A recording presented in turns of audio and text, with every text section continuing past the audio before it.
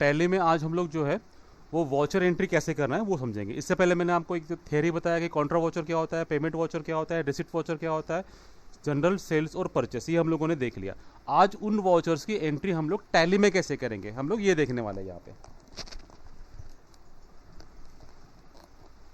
ठीक है, तो सबसे पहले क्या करना है आपको, टैली में वॉचर एंट्री करने के लिए यहाँ पे ये जो ट्रांजेक्शन का ऑप्शन आपको दिखाई दे रहा है, इस ट्रांजेक्शन में देखो यहाँ पे एक वॉचर्स लिखे हुए हैं।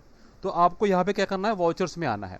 वॉचर्स में आने के बाद में आपको एंटर करना है। एंटर कर जैसे आपने किया तो यहाँ पे ये जो आपको स्क्रीन दिखाई दे रही है ये एक वॉचर्स की स्क्रीन है। अब आपको ये पहचानना है कि ये कौन सा वॉचर है। तो यहाँ पे देखिए, यहाँ पे एक वॉचर का नाम लिखा हुआ है ना। तो इसका मतलब ये है कि अभी हम लोग जिस वॉचर पे है वो कौन सा वॉचर है, पेमेंट का वॉचर है यहाँ पे। ठीक है, और यहाँ पे अगर आप राइट साइड में देखेंगे तो जो मैंने आपको जो 6 बेसिक अकाउंटिंग वॉचर बताए वो यहाँ पे लिखा हुआ है ना। देखो यहाँ पे कॉन्ट्रा लिखा हुआ है, इसके सामने F4 लिखा हुआ है, मतलब ये इसका शॉर्टकट कीज है। पेमेंट वॉचर है, रिसिप्ट है, जनरल है, सेल्स है और परचेस है। तो जो मैंने आपको 6 बेसिक अकाउंटिंग वॉचर दिखाया बताया है वही आपको यहाँ पे हाईलाइट हो रहे हैं। और बाकी जो अलग वॉचर्स है वो यहाँ पे देखो अदर वॉचर्स है। जो मैंने बताया कि बाकी जो वॉचर्स है वो जैसे आप अदर वॉचर पे क्लिक करेंगे तो यहाँ पे जो बाकी के वॉचर्स है वो भी दिखाई देगी आपको। और ये शो इनएक्टिव पे क्लिक करेंगे तो और जो बाकी वॉचर्स है वो यहाँ पे दिखाएगा। यहाँ पे देखो बता रहा है कि वो 9 वॉचर और नीचे, जैसे मैं यहाँ पे नीचे आता हूँ, है ना। तो ये टोटल वॉचर हमको सीखना है, लेकिन एक एक करके बाद में हम लोग सीखेंगे। लेकिन अभी सबसे पहले जो हमें वॉचर की एंट्री देखना है वो है ये 6 बेसिक अकाउंटिंग वॉचर, है ना। तो जिसमें से आज जो हम लोग देखने वाले हैं वो कॉन्ट्रा वॉचर देखेंगे। लेकिन कॉन्ट्रा वॉचर देखने से पहले ये जो बेसिक कंसेप्ट है वॉचर एंट्री के, मैं आपको ये बताऊंगा। तो मैनुअल अकाउंटिंग जब हम लोगों ने देखे थे तो उस समय मैंने आपको बताया था कि वॉचर एंट्री करने के 2 तरीके थे। कौन कौन से थे, एक सिंगल एंट्री मोड और एक डबल एंट्री मोड।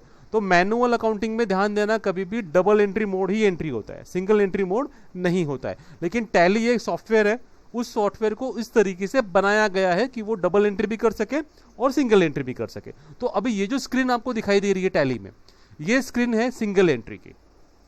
ठीक है, अब मुझे क्या करना है, इस एंट्री को डबल एंट्री में कन्वर्ट करना है। तो यहाँ पे ये देखो, यहाँ पे अगर आप देखेंगे तो यहाँ पे लिखा हुआ है चेंज मोड और यहाँ पे H लिखा हुआ है, उसके नीचे में डबल अंडरलाइन है। तो मैंने आपको बताया था डबल अंडरलाइन का मतलब क्या होता है, कंट्रोल के साथ में होता है। ठीक है, यानी इसका मतलब है कि मुझे ये जो सिंगल एंट्री है इसको अगर मुझे अभी डबल एंट्री में करना है तो क्या करना पड़ेगा, यहाँ से कंट्रोल H प्रेस करना पड़ेगा। देखो जैसे ही मैंने कंट्रोल H प्रेस किया तो यहाँ पे एक ऑप्शन आया डबल एंट्री, सिंगल एंट्री। तो मैंने यहाँ पे डबल एंट्री पे कर्सर लेके गया, एंटर किया।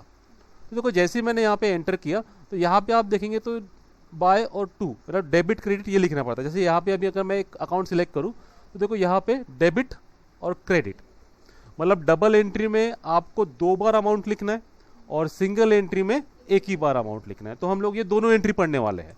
पहले हम लोग सिंगल एंट्री करेंगे, उसके बाद में हम लोग डबल एंट्री करेंगे। लेकिन मैक्सिमम जो अकाउंटिंग होती है वो सिंगल एंट्री में होती है। अब देखो ये सिंगल एंट्री और जो डबल एंट्री है ना, ये सिर्फ अकाउंटिंग के लिए है। आप सिंगल एंट्री करो, डबल एंट्री करो, वो आपका चॉइस है ना। अगर आपको लगता है कि मेरे को सिंगल एंट्री अच्छे से आ रहा है तो आप सिंगल एंट्री करो, आपको लगता है कि नहीं मेरे को डबल एंट्री एकदम अच्छे से आ रहा है तो आप डबल एंट्री करो। डबल एंट्री सिंगल एंट्री का अकाउंटिंग में कोई भी इफेक्ट नहीं होता है, वो आपके चॉइस के ऊपर है, आपको क्या इजी लगता है वो उसके ऊपर डिपेंड है। अगर आप सिंगल एंट्री करेंगे तब भी अकाउंटिंग वही होनी है, आप डबल एंट्री करोगे तब भी अकाउंटिंग सेम वही होनी है ना। तो ये बस खाली एक मोड है कि आप सिंगल एंट्री में करोगे या डबल एंट्री में करोगे एंट्री। ठीक है, तो ये आपकी चॉइस के ऊपर है। तो हम लोग जो देखने वाले मैक्सिमम वो सिंगल एंट्री में ही वर्क करने वाले हैं, क्योंकि मैक्सिमम जो वर्क होते हैं वो सिंगल एंट्री में होते हैं। लेकिन आपको प्रैक्टिस दोनों इसमें करना है, सिंगल एंट्री में भी करना है और डबल एंट्री में भी करना है यहाँ पे। ठीक है, तो सबसे पहले भी हम लोग क्या करते हैं, सिंगल एंट्री। अब मुझे यहाँ पे डबल एंट्री है, मुझे क्या करना है, देखो डबल एंट्री कैसे पहचानेंगे, यहाँ पे डेबिट और क्रेडिट ये 2 अकाउंट दिख रहे हैं यहाँ पे। तो जब ऐसा दिखता है तो समझ, और यहाँ पे ये बाय और टू, अब दोनों बाय बाय लिखा हुआ है लेकिन ऊपर बाय और नीचे में हम लोग टू कर सकते हैं। अब वो कैसे करेंगे हम लोग वो आगे देखेंगे। तो अभी मुझे क्या करना है, इसको सिंगल एंट्री में कन्वर्ट करना है। तो क्या करना पड़ेगा, फिर से कंट्रोल H प्रेस करना पड़ेगा, सिंगल एंट्री में आना पड़ेगा, एंटर करना पड़ेगा। अब देखो जैसे मैं सिंगल एंट्री में आया तो यहाँ कहीं पे भी आपको डेबिट क्रेडिट दिखाई दे रहा है, इसका मतलब ये कौन सी एंट्री मोड हो गया, सिंगल एंट्री मोड होता है ना। तो डबल एंट्री में 2 बार अमाउंट लिखना पड़ता है, सिंगल एंट्री में एक ही बार लिखना पड़ता है। ठीक है, उसके बाद अब ये जो वॉचर्स है इस वॉचर को हम लोग समझेंगे। अब मुझे यहाँ से कॉन्ट्रा वॉचर में जाना है। शॉर्टकट किस क्या बताई थी मैंने, F4। ठीक है, तो आपके पास में 2 ऑप्शन है, या तो आप शॉर्टकट कीज प्रेस करो या फिर ये जो राइट साइड में ये ऑप्शन जो दिखाई दे रहे हैं इसमें देखो यहाँ पे कॉन्ट्रा लिखा हुआ है, आप इस पे भी क्लिक कर सकते हो। देखो जैसे मैंने उस पर क्लिक किया तो यहाँ पे वाउचर का नाम लिख के आ गया कॉन्ट्रा। अब कॉन्ट्रा के ठीक सामने यहाँ पे नंबर लिखा हुआ है 1, तो ये उस वाउचर का सीरियल नंबर है। हर वाउचर का सीरियल नंबर अलग अलग होता है यहाँ पे, ठीक है। जैसे मैंने यहाँ पे F5 प्रेस किया, देखो यहाँ पे भी 1 है, F5 मतलब पेमेंट हो गया, ठीक है। F6 रिसिप्ट, तो इसमें भी 1 है। यानी जो भी वाउचर पे आप क्लिक करोगे हर वाउचर पे सीरियल नंबर अभी आपको एक एक ही दिखेगा, क्योंकि अभी तक हम लोगों ने कोई भी एंट्री नहीं की है इसमें, ठीक है। अब मैं ये चाहता हूँ कि इसमें मैं एंट्री करूँ, तो जैसे जैसे आप वाउचर में एंट्री करोगे ना, ये जो नंबर है ये वो चेंज होते जाएगा। जैसे मैंने कॉन्ट्रा में कुछ 5-6 एंट्री की, तो यहाँ पे नंबर चेंज होगा। अब एग्जांपल यहाँ पे अगर 10 नंबर है, तो इसका मतलब क्या हो गया, कॉन्ट्रा वाउचर में 9 वाउचर की एंट्री हो चुकी है। अभी जो आप एंट्री करोगे उसका नंबर 10 है, ठीक है। तो हर एक का जो सीरीज है वो अलग अलग चलते रहेगा, ये ध्यान देना है आपको, ठीक है। अब यहाँ से उसके बाद में नेक्स्ट है अपना डेट का। डेट मतलब क्या है, याद रखना है आपको कि आपने जिस तारीख में एंट्री की है या जिस तारीख को आपका ट्रांजेक्शन हुआ है, वो ट्रांजेक्शन के डेट आपको यहाँ पे डालना है। सपोज अगर आपका ट्रांजेक्शन मेरा अभी यहाँ पे डेट कौन सी है, 1 अप्रैल, ठीक है। अब मुझे अगर 2 तारीख की एंट्री करनी है, तो यहाँ पे क्या करना पड़ेगा, मुझे डेट चेंज करनी पड़ेगी। और डेट चेंज करने के लिए शॉर्टकट कीज जो है वो है F2, ध्यान रखना है ना। डेट चेंज करना है, शॉर्टकट कीज F2 प्रेस करेंगे, देखो यहाँ पे 2 तारीख आ गई, एंटर करेंगे। अब एक चीज़ और ध्यान देना है, प्रैक्टिस करते समय आप लोग ध्यान देना, ये जो हम लोग जिस सॉफ्टवेयर में प्रैक्टिस कर रहे हैं वो अपना एजुकेशनल वर्जन है।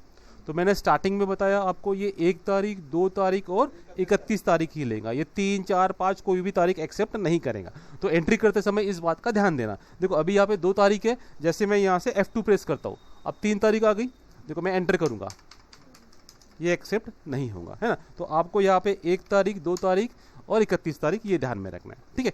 फिर उसके बाद में यहाँ पे अकाउंट लिखा होता है, तो यहाँ पे जो आपके ट्रांजेक्शन हुए हैं उस ट्रांजेक्शन में से जो अकाउंट डेबिट हो रहा है उसका लेजर आपको यहाँ पे सिलेक्ट करना होता है, ठीक है। और नीचे जो पर्टिकुलर लिखा हुआ है उसमें जो अकाउंट क्रेडिट हो रहा है उसका लेजर आपको यहाँ पे सिलेक्ट करना पड़ता है। अब ये जो मैं आपको बता रहा हूँ ये किसके लिए बता रहा हूँ, कॉन्ट्रा वाउचर के लिए बता रहा हूँ आपको, ठीक है। पेमेंट वाउचर का थोड़ा डिफरेंट रहेगा, रिसिप्ट वाउचर का थोड़ा सा डिफरेंट रहेगा, हर वाउचर का थोड़ा सा अलग अलग डिफरेंस रहता है, ठीक है। तो ये जो मैं बता रहा हूँ आपको, ऊपर डेबिट और नीचे क्रेडिट अकाउंट, ये किसका बता रहा हूँ, सिर्फ कॉन्ट्रा वाउचर का बता रहा हूँ यहाँ पे आपको, ठीक है। फिर उसके बाद यहाँ पे आपको अमाउंट लिखना होता है। नरेशन जो होता है इसमें, जैसे हम लोग जनरल एंट्री में नरेशन लिखते हैं, तो वैसे यहाँ पे आपको नरेशन लिखना होता है और लास्ट में यहाँ पे आपको एक्सेप्ट करना होता है, ठीक है। अब एक कोई ट्रांजेक्शन हम लोग देखेंगे, उस ट्रांजेक्शन की एंट्री हम लोग कॉन्ट्रा वाउचर में करेंगे। तो कॉन्ट्रा वाउचर में मैंने कौन से ट्रांजेक्शन बताया था आपको, बैंकिंग के ट्रांजेक्शन बताया था आपको, है ना। बैंक कैश डिपॉजिट करेंगे, क्या बैंक से विड्रॉल करेंगे या बैंक टू बैंक में ट्रांसफर करेंगे यहाँ पे, ठीक है। तो यहाँ पे एक एग्जांपल हम लोग देख लेते हैं। जैसे यहाँ पे है cash deposit in state bank of India, तो यहाँ पे मैंने आपको डेबिट क्रेडिट ऑलरेडी निकाला हुआ है। तो state bank of India account debit हो रहा है और कैश अकाउंट क्रेडिट हो रहा है यहाँ पे, ठीक है। तो इसका मतलब क्या है, यहाँ पे देखो मैंने आपको बताया कि ऊपर में जो अकाउंट डेबिट हो रहा है वो ऊपर आएगा, यानी state bank of India account ऊपर आएगा डेबिट लेजर, और कैश अकाउंट नीचे आएगा यहाँ पे। तो हम लोग वापस वाउचर एंट्री में आते हैं। अब यहाँ पे अगर आपने स्टेट बैंक ऑफ इंडिया का अकाउंट बनाया होगा तो दिखेगा, अगर आपने स्टेट बैंक ऑफ इंडिया का लेजर नहीं बनाया होगा तो वो यहाँ पे दिखाई नहीं देगा। अब मैंने आपको बताया था इससे पहले कि अगर आपको लेजर क्रिएट करना है, तो हम लोगों ने लेजर कहाँ से क्रिएट किया था, गेटवे ऑफ टैली से हम लोग क्रिएट में गए थे, क्रिएट में जाके हम लोग लेजर में जाके हम लोगों ने लेजर क्रिएट किया था। लेकिन यहाँ से अगर आप वाउचर एंट्री करते करते बार बार बाहर जाके लेजर बनाएंगे, फिर वापस से अंदर आएंगे, तो बहुत टाइम लगेगा। तो यहाँ पे ये आप, जैसे आपने यहाँ पे एस प्रेस किया तो ये लिस्ट आती है आपके लेजर की। अगर वो स्टेट बैंक का इंडिया का अकाउंट अगर यहाँ बना हुआ है तो वो आपको लिस्ट में दिखाई देगा। लेकिन अगर नहीं दिखाई दिया तो यहाँ पे देखो एक क्रिएट का ऑप्शन है, तो इसका मतलब क्या है कि आप यही से ही लेजर क्रिएट कर सकते हो, जिसका शॉर्टकट कीज भी है ऑल्ट सी, याद रखना है ना। तो हम लोग क्या करेंगे, यही से ही हम लोग शॉर्टकट कीज प्रेस करेंगे ऑल्ट सी।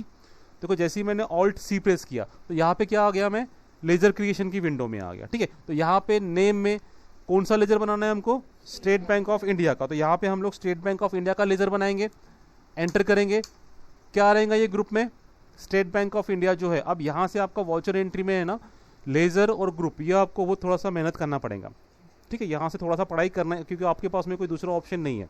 आपको ये याद रखना ही पड़ेगा कि कौन सा अकाउंट आपका किस ग्रुप में जा रहा है। तो हमने बैंक अकाउंट बनाया, बैंक अकाउंट कौन से ग्रुप में जाएगा, बैंक अकाउंट के ही ग्रुप में जाएगा, ठीक है। तो ध्यान रखना है बैंक अकाउंट क्या है, अपना असेट्स है, ठीक है। तो यहाँ से हम लोग बैंक अकाउंट जो है बैंक अकाउंट में, अब जो मैंने इससे पहले आपको ग्रुप बताया था बैंक अकाउंट, ये सब ग्रुप था और इसका मेन ग्रुप क्या था, करंट असेट्स।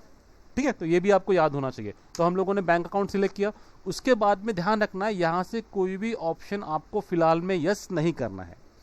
जैसे यहाँ पे ये ऑप्शन यस दिख रहा है, इसको नो कर देना। ठीक है, ये लेजर बनाते समय थोड़ा सा इस बात को ध्यान देना, क्योंकि हम लोग क्या कर रहे हैं, अभी वॉचर एंट्री देख रहे हैं ना, तो ये जो ऑप्शन है ये थोड़े से एडवांस लेवल के ऑप्शन है, तो ये हम लोग बाद में समझने वाले हैं। अभी अगर आप किसी ऑप्शन को यस करेंगे तो अननेसेसरी आपके सामने कोई ना कोई नए ऑप्शंस आएंगे, तो आप कंफ्यूज हो सकते हो। तो अभी क्या करना है कि सारे के सारे ऑप्शन, जो भी ऑप्शन यस दिखेगा सभी ऑप्शन को क्या करना है, आपको नो करना है और यहाँ से कंट्रोल ए से सेव कर देना है। तो मैंने कंट्रोल ए से देखो सेव कर दिया, तो ऊपर में अकाउंट कौन सा आ गया, स्टेट बैंक ऑफ इंडिया। अब नीचे में कौन सा अकाउंट सिलेक्ट करेंगे, कैश अकाउंट। तो यहाँ पे सी प्रेस करेंगे, कैश अकाउंट ऑलरेडी बना हुआ है, एंटर करेंगे। कितना पैसा जमा किया हमने, 10,000। तो यहाँ पे लिखेंगे हम लोग 10,000, एंटर करेंगे। अब देखो जैसे ही मैंने एंटर किया ना, तो यहाँ पे एक वार्निंग आ गई आपको। यहाँ पे क्या लिख के आ गया कि नेगेटिव कैश, वो बोल रहा है कि 10,000 का आपका नेगेटिव कैश है। अब ये वार्निंग क्यों आई है, क्योंकि हमने ये नई कंपनी बनाई, इस नई कंपनी में हमने कोई भी ओपनिंग बैलेंस नहीं डाला, यानी हमने ये बताया नहीं कि हमारे पास में पैसा है, और सीधा हम लोग किसकी एंट्री कर रहे हैं, कैश डिपॉजिट करने की एंट्री कर रहे हैं। जब आपके पास में पैसा ही नहीं है तो आप कैश डिपॉजिट कर सकते हो क्या, नहीं कर सकते। तो इसीलिए टैली ने ये आपको नेगेटिव का वार्निंग दे दिया कि आपके अकाउंट में पैसा नहीं है और आप पैसा जमा कर रहे हो। तो ठीक है, अभी हम लोग प्रैक्टिस कर रहे हैं तो आप इसको एक्सेप्ट कर सकते हो, लेकिन जहाँ पे आप एक्चुअल जॉब करोगे और अकाउंटिंग करोगे वहाँ पर ये मैसेज नहीं आना चाहिए।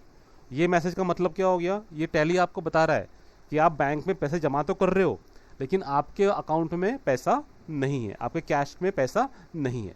ठीक है, तो इस चीज़ को फिर आपको ढूंढना है कि ये मैसेज क्यों आ रहा है। तो इस मैसेज का मतलब क्या होता है कि आपने पैसा जमा कर रहे हो, उसका मतलब पैसा है, तो हो सकता है कि आपने उसकी रिसिप्ट की एंट्री नहीं की होगी।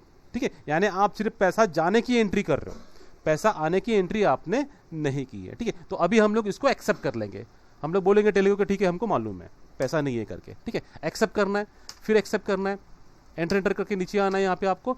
फिर यहाँ पर एंटर जैसे करेंगे आप, तो यहाँ पे डिनोमिनेशन जो है 10,000 के कितने जो नोट है, जैसे हम लोग बैंक में पैसे जमा करते हैं तब लिखते हैं ना, तो यहाँ पे आपको लिखना है। ठीक है, तो मैं यहाँ पे 2,000 की नोट भी बंद हो गई, 1,000 की नोट भी बंद हो गई, 500 की हम लोग करेंगे यहाँ पे 20 नोट। ठीक है, अब ये कंपलसरी नहीं है, मतलब ये जरूरी नहीं कि आप लिखो, इसको आप स्किप भी कर सकते हो, पर अभी हम लोग इसको पूरा लिखेंगे। ठीक है, फिर उसके बाद में यहाँ पे एंटर करके हम लोग यहाँ पे नरेशन में आएंगे। ध्यान रखना है आपको, नरेशन कंपलसरी लिखना ही लिखना है। नरेशन मतलब क्या हो गया कि आपका जो भी ट्रांजेक्शन हुआ वो ट्रांजेक्शन एक्चुअल में क्या हुआ वो आपको लिखना है इन शॉर्ट में। इसका रीज़न क्या है कि जब आप अकाउंटिंग करते हो और अकाउंटिंग करने के बाद में हम लोग क्या करते हैं, ऑडिट करने के लिए जब सीए को देते हैं हम लोग ये, तो सीए क्या करता है, आपका ट्रांजेक्शन पूरा चेक करता है। अगर आपने नरेशन नहीं लिखा तो वो बार बार आपको फ़ोन करेगा कि ये जो आपने ट्रांजेक्शन किया हुआ है ये हमको समझ में नहीं आ रहा है, तो आपको बार बार जाके उसको बोलना पड़ेगा। या इनकेस अगर आपने जहाँ पे आप अकाउंटिंग कर रहे हो वहाँ से आपने जॉब छोड़ दिया, अब आपके जगह कोई दूसरा अकाउंटेंट आ गया, तो उसको एटलीस्ट कम से कम एंट्री देख के जैसा वो नरेशन पढ़ेगा तो उसको समझ में आ जाएगा कि ट्रांजेक्शन क्या हुआ है।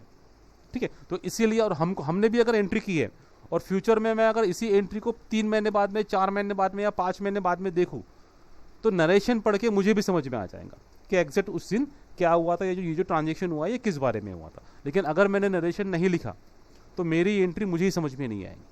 ठीक है, तो इसलिए ध्यान रखना है सभी को नरेशन लिखना कंपलसरी है यहाँ पे। ठीक है, अब नरेशन क्या हो गया, कोई नरेशन की स्टैंडर्ड लैंग्वेज नहीं है, मैक्सिमम नरेशन बीइंग से स्टार्ट करते हैं। तो क्या हुआ यहाँ पे, being cash deposited in SBI bank. ठीक है, तो ऐसा कोई जरूरी नहीं कि आप नरेशन बीइंग से स्टार्ट करो, जो नॉर्मल लैंग्वेज है जैसे व्हाट्सएप पे मैसेज लिखते हैं हम लोग वैसे भी लिख सकते हो। नरेशन से अकाउंटिंग का कोई लेना देना नहीं है, मतलब आपने नरेशन गलत लिख दिया तो आपकी अकाउंटिंग बिगड़ जाएंगी, ऐसा नहीं है। हमने अकाउंटिंग क्या किया, हमको स्टेट बैंक को डेबिट करना था, हमने स्टेट बैंक को डेबिट किया, हमको कैश को क्रेडिट करना था, हमने कैश को क्रेडिट किया। ये आपका मेन अकाउंटिंग है, इसमें कुछ भी गड़बड़ नहीं चाहिए। ठीक है, नरेशन क्या हो गया कि ये जो आपने ऊपर में जो भी कुछ अकाउंटिंग की हुई है उसका एक इन शॉर्ट में आप एक रीजन लिख रहे हो कि ऊपर जो भी अकाउंटिंग हुआ है वो क्या हुआ है। ठीक है, तो यहाँ पे जैसा है तो सिंपल क्या ट्रांजेक्शन हुआ था यहाँ पे, cash deposit in bank of India, simple यही ट्रांजेक्शन में आपको नरेशन लिखना है, cash deposit in state bank of India. ठीक है, और सिंपल यहाँ से एक्सेप्ट करना है। ध्यान रखना है जब तक आप एक्सेप्ट नहीं करोगे वाउचर सेव नहीं होगा। देखो यहाँ पे अभी 1 नंबर है, मैं इसको एंटर करता हूँ, देखो नंबर क्या आ गया 2। तो इसका मतलब क्या हो गया कि एक कॉन्ट्रा की एंट्री आपकी हो चुकी है यहाँ पे। ठीक है, अब ये जो एंट्री हो चुकी है, अब मुझे उस एंट्री को देखना है। ठीक है, तो एंट्री को देखने के लिए वापस बैक आना है, और ये देखो डे बुक की ठीक वाउचर के नीचे क्या है, एक डे बुक का ऑप्शन है। तो हमको इस डे बुक पे आना है, एंटर करना है। तो ये देखो ये एक कॉन्ट्रा की जो एंट्री है ये आपका हो चुका है यहाँ पे।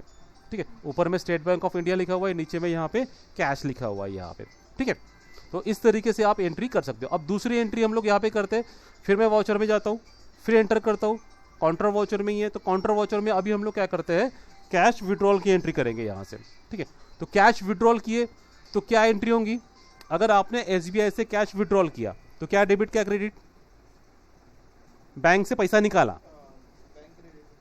बैंक क्रेडिट हुआ और कैश डेबिट हुआ। तो अब मैंने क्या बताया आपको, कॉन्ट्रा में ऊपर में क्या आएगा, जो अकाउंट डेबिट हो रहा है ना। तो ऊपर में क्या सिलेक्ट करेंगे, पेमेंट कैसे, अभी हम लोग कॉन्ट्रा की बात कर रहे हैं ना, पेमेंट में क्या चलेंगे, ऊपर बैंक कैसे आएगा, बैंक तो क्रेडिट हो रहा है ना, कैश आएगा, है ना। तो ये ध्यान रखना है आपको, जो अकाउंट डेबिट हो रहा है वो हमेशा क्या आएगा, कॉन्ट्रा में ऊपर ही आएगा। ठीक है, तो यहां पे हम लोग क्या करेंगे, कैश सिलेक्ट करेंगे, एंटर करेंगे। अब नीचे में क्या आएगा, कहां से पैसा निकाला है हमने, स्टेट बैंक से ही निकाला है ना। तो यहाँ पे स्टेट बैंक का अकाउंट सिलेक्ट करेंगे, जितना पैसा निकाला वो अमाउंट डालेंगे। मान लेते हैं हमने 5000 निकाला, एंटर करेंगे, एंटर करके यहाँ से एक्सेप्ट करेंगे, नरेशन लिखेंगे और यहाँ से हम लोग क्या करेंगे, इसको एक्सेप्ट कर देंगे। ये एंट्री आपकी सेफ हो गई है। ठीक है, देखो यहाँ पे नंबर कौन सा आ गया अभी।